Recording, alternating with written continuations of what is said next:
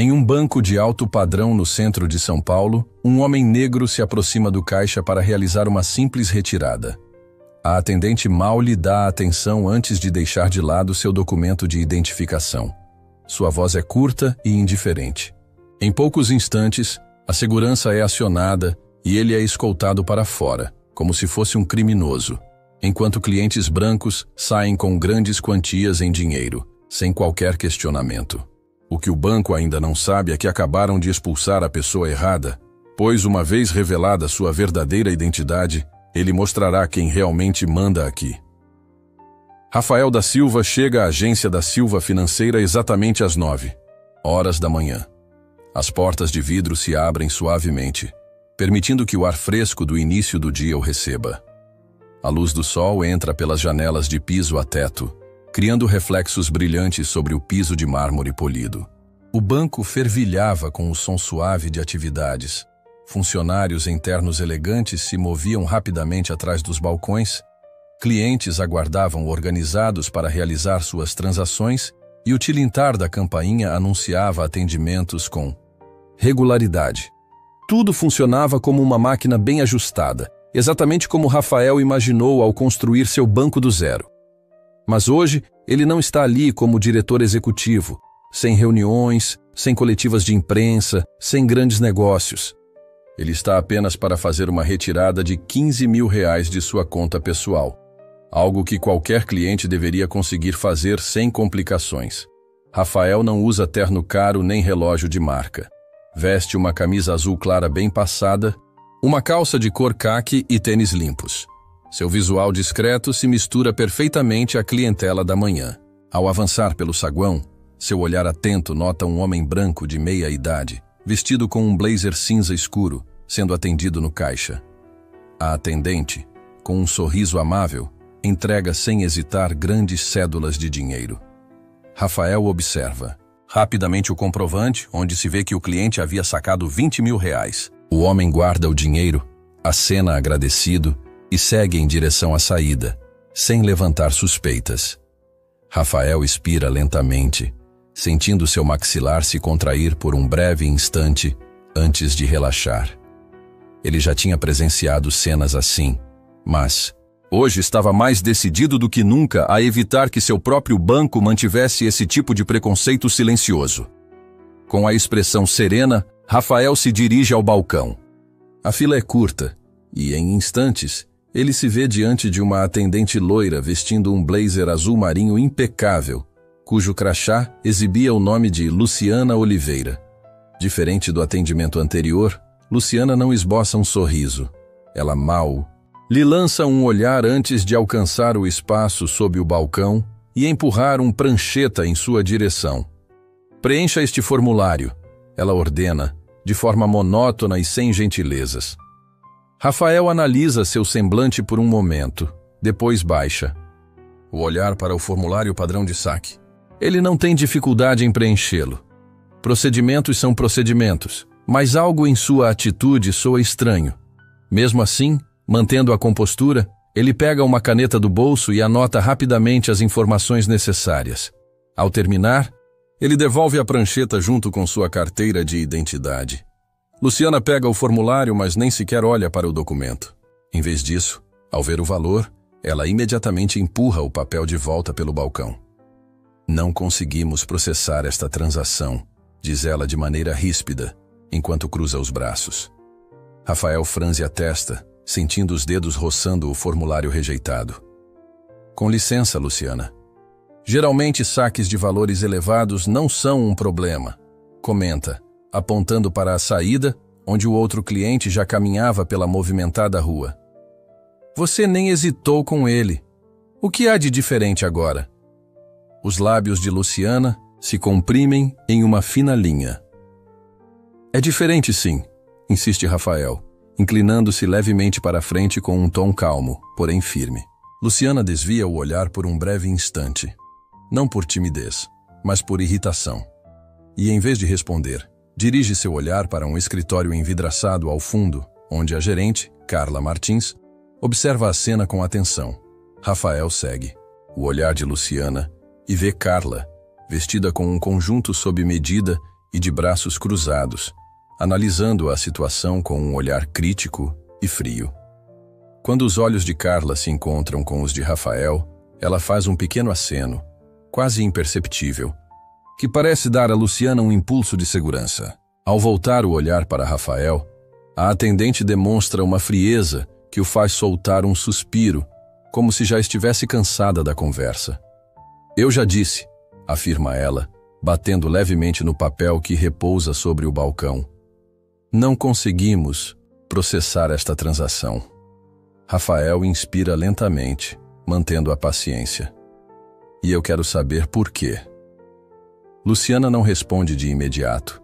Em vez disso, começa a bater seus dedos cuidadosamente contra o balcão, como se tentasse ganhar tempo. Finalmente ela suspira e inclina a cabeça.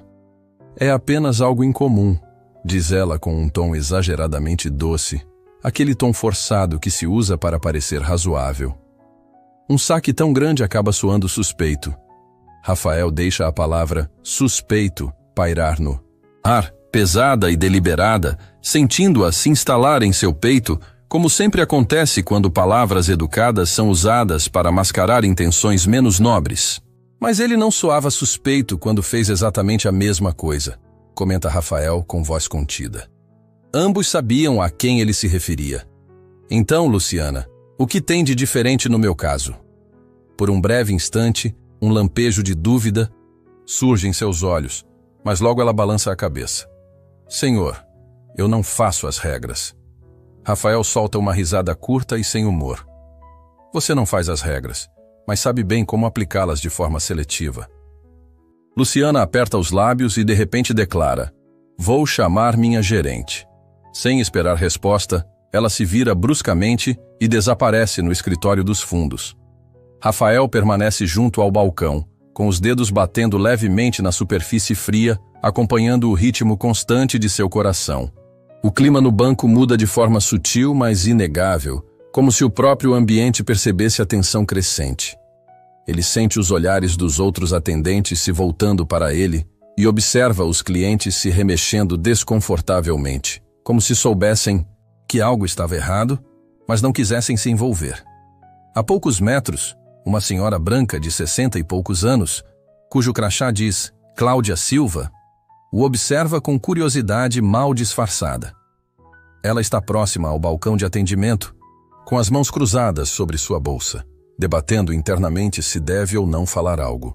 Rafael troca um breve olhar com Cláudia, que hesita antes de oferecer um sorriso tímido. Um sorriso que ele não retribui, não por raiva, mas porque já conhecia esse tipo de situação. Pessoas como Cláudia notam, cochicham, mas raramente fazem algo a respeito. Logo, a porta do escritório se abre e Carla Martins aparece, seus saltos clicando firmemente no piso de mármore. Seu rosto permanece imperturbável, enquanto Luciana a segue de perto, com um ar de segurança que só se tem quando se conta com respaldo. Carla se posiciona diante do balcão, ajeita o blazer e fixa o olhar em Rafael. Bom dia, senhor, diz ela de forma polida, com o tom típico para lidar com clientes difíceis. Entendo que o senhor deseja realizar um saque de valor elevado hoje. Rafael encara-a com tranquilidade. Sim, é isso mesmo, responde ele. O sorriso de Carla é educado, mas não alcança seus olhos. Infelizmente, temos protocolos de segurança rigorosos para transações deste porte. Rafael levanta levemente a cabeça. Protocolos de segurança? Repete ele. Para proteger nossos clientes e funcionários, precisamos ser extremamente cautelosos com saques de valores altos. Cruzando os braços, ele pergunta: e o que isso significa? Para mim, exatamente. Carla tenta parecer compreensiva, mas seu tom soa condescendente. Significa que precisamos verificar informações adicionais antes de prosseguir. Rafael expira com certa frustração. Quer dizer meus dados? Porque claramente não precisaram verificar nada quando aquele outro cliente sacou mais do que eu. O sorriso de Carla não vacila, mas a tensão em sua mandíbula revela que não está acostumada a ser questionada. Não posso comentar sobre as transações de outros clientes. Ela responde, com a voz se tornando mais firme. Mas no seu caso, Preciso confirmar a origem dos fundos e o valor exato do seu último depósito. A paciência de Rafael começa a se esgotar. Minha conta está aí, aberta para vocês consultarem. Por que não verificam? Carla endurece o semblante. Preciso da sua colaboração, senhor da Silva. Rafael solta uma risada curta, incrédula. Colaboração? Estou aqui, fornecendo tudo o que é necessário, e mesmo assim vocês encontram motivos para me negar o atendimento. Isso não é procedimento, é preconceito. A palavra soa como um tapa, percebida no brilho fugaz nos olhos de Carla e na postura rígida de Luciana. Após um breve silêncio, Carla move os lábios como se quisesse dizer algo, mas logo se fecha, como se pesasse cuidadosamente as palavras. Sem desviar o olhar de Rafael, ela faz um gesto brusco em direção ao fundo da sala. Nesse exato instante, Bruno Oliveira, o segurança do banco, um homem branco, robusto e de 30 e poucos anos, endireita-se de onde estava encostado, perto da entrada. Seu olhar passa rapidamente por Carla e então se fixa em Rafael. Sem hesitar, ele se dirige ao balcão. Rafael permanece imóvel enquanto os passos pesados de Bruno ecoam pelo piso polido. Bruno é alto e imponente, o tipo de homem que exala autoridade sem precisar demonstrá-la. Seu rosto é neutro, mas sua postura é deliberada, como se preparasse para uma escalada desnecessária. Carla não sequer o nota. O comando silencioso já está dado. Ela mantém seu olhar fixo em Rafael, esperando que ele coopere, como sempre acontece. Rafael solta um suspiro controlado, mantendo sua expressão neutra, mesmo com a raiva fervendo dentro dele. Ele já presenciou essa cena muitas vezes. Um homem negro sendo tratado como ameaça em um lugar a que pertence. Vou pedir novamente, diz Carla, com a mesma voz polida e profissional, mas que não esconde o fato de que está organizando sua expulsão. Pode confirmar a origem desses fundos? Rafael aperta os dentes. Meu salário, responde de forma serena. Como acontece sempre que deposito dinheiro na minha conta. Carla inclina levemente a cabeça, desviando o olhar por um instante para Luciana, que agora permanece imóvel, de braços cruzados atrás do balcão. E qual foi o valor exato do seu último depósito? Rafael a encara, sentindo o peso dos olhares ao redor. Os demais clientes fingem não ouvir, e os atendentes evitam contato visual. Cláudia, a senhora no balcão de atendimento, aperta a alça de sua bolsa, quase prestes a falar, mas opta pelo silêncio. Minha conta está disponível para consulta, diz Rafael tentando manter a calma. Por que não verificam? Carla não demonstra mudança alguma. Não é assim que fazemos aqui, diz ela com uma risada baixa e sem humor. Interessante, comenta Rafael, sua voz ganhando firmeza enquanto se aproxima do balcão. Sou cliente deste banco há anos e nunca me fizeram perguntas assim. Nunca me fizeram sentir que não pertenço aqui. Então, diga-me, Carla, o que há em mim para que pense assim? Um silêncio espesso cai sobre o ambiente. Luciana lança um olhar incerto para Carla, como se percebesse que haviam ultrapassado o limite do aceitável. Mas Carla não vacila. Pelo contrário, um leve sorriso se forma em seus lábios, como se aproveitasse o poder do momento. Seu olhar passa brevemente por Rafael, transmitindo mais do que palavras poderiam dizer. Bruno se aproxima ainda mais, tão perto que Rafael sente sua presença como uma sombra iminente. Vou ter que pedir que saia agora, diz Bruno com voz firme, tratando Rafael como se fosse apenas um pequeno incômodo, e não o cliente dono do próprio banco. Rafael lentamente encontra os olhos de Bruno, procurando algum sinal de hesitação, mas não encontra nenhum. Ele sabe que essa decisão não foi tomada apenas por Bruno. Carla, Luciana e os demais já haviam decidido, no momento em que ele entrou, que ele não pertencia àquele lugar, que não merecia o mesmo respeito e tratamento que o outro cliente apenas por causa da cor de sua pele. Respirando fundo, Rafael coloca a mão no bolso e retira seu celular. Ele o desbloqueia com um toque, levanta-o um pouco e começa a gravar. Vocês estão se recusando a processar meu saque. declara com voz clara e calma, mencionando que possui todos os seus documentos e informações da conta, e ressaltando que um cliente branco havia acabado de realizar uma retirada ainda maior. Nesse momento, Luciana se contrai, o semblante de Carla se tensa e Bruno endurece ainda mais sua postura. Vou pedir novamente, diz Bruno, agora com a voz um pouco menos assertiva. Por favor, saia daqui. O aperto de Rafael no celular se intensifica, e antes que ele possa reagir, Bruno se aproxima, pegando firmemente seu braço com pressão suficiente para deixar claro que não havia mais margem para diálogo. Rafael mal tem tempo de se recompor, antes de ser puxado para trás. Sua omoplata bate contra o corpo firme de Bruno, enquanto o segurança o gira em direção à porta e o empurra com força, fazendo-o quase tropeçar. Um suspiro agudo rompe o silêncio e alguém murmura: "Mas que porra é essa?" Mas ninguém intervém. Rafael mal consegue se firmar quando é empurrado novamente, desta vez com mais força, até que seu corpo encontra a porta de vidro. O impacto provoca um choque que percorre sua espinha, mas ele se recusa a demonstrar fraqueza. A porta se abre sob a pressão e, num instante, ele se vê do lado de fora, onde o ar frio da manhã o atinge como um tapa. Atrás dele, Bruno permanece na entrada com os braços cruzados, encarando-o com indiferença. O golpe final vem quando seu documento de identificação, aquele pequeno cartão de plástico que comprovava exatamente quem ele era, é jogado ao chão, caindo com um som seco e sem vida. Uma sensação ardente invade o peito de Rafael. Algo quente, intenso, prestes a transbordar em fúria pura. Mas antes que ele possa se abaixar para pegar seu documento, um segundo segurança se aproxima. Marcelo Lima, um homem negro de 30 e poucos anos, com um cansaço no olhar que não tem relação com o esforço físico, se aproxima. Seu semblante é difícil de decifrar, mas há algo em seus olhos enquanto se agacha, pega cuidadosamente o cartão que fora descartado, o limpa com um cuidado quase reverente e o devolve a Rafael. "Sempre a mesma história neste lugar", murmura Marcelo, em um tom baixo o suficiente para que Rafael ouça. Rafael pega o cartão. Seus dedos se tocam brevemente com os de Marcelo, antes deste se afastar. Marcelo solta um suspiro e balança a cabeça. Não adianta ter diploma ou todas as credenciais.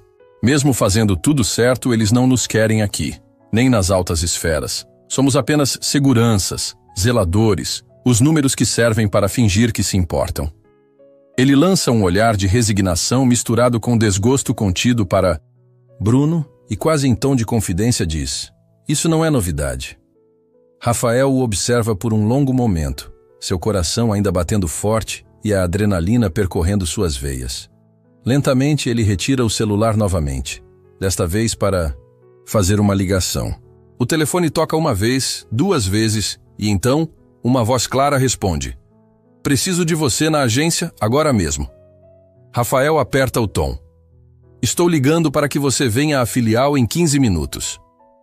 Após uma breve pausa, a voz do outro lado responde com um suspiro: "Estarei aí em 15 minutos." Rafael desliga e guarda o celular, apertando o cartão de identificação como se este lhe garantisse estabilidade, contornando a fúria que ameaçava transbordar. Seu olhar se volta para Marcelo, que ainda está próximo, com as mãos na cintura, os olhos oscilando entre Rafael e as portas de vidro onde Bruno se mantém, vigilante como um cão de guarda. Marcelo solta uma risada curta, sem humor, e murmura: "Isto vai ficar bem interessante." Rafael não diz nada. Não há necessidade. Os próximos 15 minutos parecem se arrastar, enquanto ele observa pela porta de vidro o banco continuar a funcionar como se nada tivesse acontecido. Carla retorna ao balcão, conversando com Luciana de maneira rápida, eficiente e distante. Bruno permanece à porta, com os braços cruzados, lançando olhares rápidos para Rafael, mas sem fixá-los por muito tempo. Cláudia desaparece, provavelmente preferindo se retirar a testemunhar um episódio tão desconfortável. Finalmente, um carro preto elegante para em frente ao banco. O motorista mal tem tempo de estacionar antes de a porta se abrir, e Ricardo Santos, um homem branco de cerca de 50 anos com cabelo grisalho e terno impecável, desce do veículo.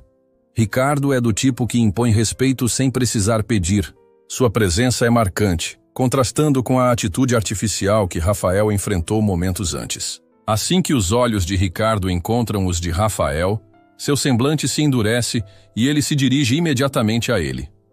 Bruno endireita-se enquanto Ricardo se aproxima, e por um breve instante, um traço de incerteza surge em seu rosto. Ricardo já havia percebido quem Rafael era. Sabia que ele não era apenas mais um cliente. Sem sequer reconhecer Bruno, ele segue direto para dentro, como se sua chegada fosse a resposta para tudo. A atmosfera no banco se transforma quando as portas de vidro se abrem para receber Ricardo, cuja presença corta a tensão como uma lâmina. Rafael segue seus passos com determinação, apesar da ansiedade que borbulha em seu peito. Marcelo hesita, apenas um segundo antes de segui-lo. Ao mesmo tempo, quando Carla avista Ricardo, seu rosto se ilumina com uma mistura de confusão e reconhecimento. Ela rapidamente se recompõe, alisando o blazer, enquanto Luciana, logo atrás, fica tensa. Senhor da Silva, cumprimenta Carla com uma voz forçada, tentando manter a postura profissional. Não esperávamos por sua chegada. Ricardo não deixa que ela termine, e com um tom frio e cortante replica. O que eu não entendo é por que o diretor da minha própria agência foi expulso à força. Um silêncio pesado toma conta do ambiente. Luciana fica pálida, Bruno se torna rígido na porta e até os atendentes que fingiam não perceber param suas atividades. Carla pisca rapidamente. Sua expressão impecável finalmente se abala. Sua boca se abre por um instante, mas tarde demais. Eu resolvi isso, declara Ricardo com uma voz tão afiada quanto aço, direcionando um olhar severo a Luciana. Vocês se recusaram a processar a transação dele. Luciana tenta balbuciar. Eu estava apenas seguindo o protocolo. Ricardo repete a palavra protocolo com incredulidade, deixando o silêncio se estender, e pergunta: é isso que vocês chamam de preconceito racial descarado? Luciana abre a boca, mas nenhuma palavra sai. Sem esperar uma resposta, Ricardo volta sua atenção para Carla. Diga-me, Carla, diz ele de forma pausada e medida. Você sequer verificou a conta dele antes de decidir que ele não tinha acesso ao próprio dinheiro? Carla inspira fundo, sua postura finalmente se desfazendo. Senhor, sim ou não? Pergunta ela em tom quase letal. Carla hesita por um breve instante, o suficiente para que Ricardo complete. Então você está demitida. Carla congela. Senhor, com efeito imediato, continua Ricardo, como se ela não tivesse dito nada. E se eu descobrir que esse tipo de tratamento vem se repetindo com outros clientes, ou se qualquer funcionário sob minha liderança usar sua posição para impor seus próprios preconceitos, vocês não só perderão o emprego, como terão que responder judicialmente. Bruno desvia o olhar enquanto o rosto de Carla se enche de um vermelho intenso, um contraste gritante com a frieza que exibia momentos atrás. Isso é completamente desnecessário, diz Rafael, com voz firme e incrédula. Vocês me trataram como um criminoso, se recusaram até de verificar meu documento, ignorando o próprio sistema, e sabiam exatamente o que faziam. Carla se retrai. Ricardo então se volta para Rafael, seu semblante mostrando um traço de arrependimento, embora soubesse que palavras não poderiam desfazer o ocorrido. Ele acena com a cabeça com firmeza, e dirigindo-se a Marcelo acrescenta: Você, senhor, e Marcelo se endireita. Ricardo o encara por um momento, e com um aceno breve diz: Você está promovido a partir de hoje. Os olhos de Marcelo se arregalam surpresos, e sua postura muda de imediato. Você merece trabalhar com pessoas melhores do que essas, afirma Ricardo de maneira simples, voltando-se para Rafael. Quer que esta agência seja completamente reformulada? Rafael não hesita. Ricardo acena novamente, como se a decisão já estivesse tomada, e então se dirige aos funcionários atônitos. Todos os envolvidos neste episódio serão encaminhados para um treinamento obrigatório sobre preconceito. Seu olhar repousa, por um instante, sobre Bruno, como se aquele fosse o golpe final.